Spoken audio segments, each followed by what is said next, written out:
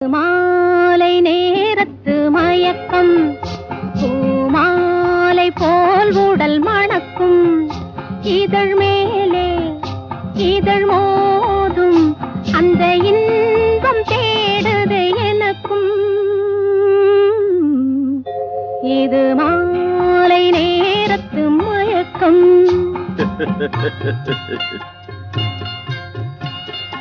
இது கால ஜீவனின் கலக்கம் இதை காதல் என்பது பழக்கம் ஒரு ஆணும் ஒரு பெண்ணும் பெற போகும் துன்பத்தின் துவக்கம் இது கால ஜீவனின் கலக்கம்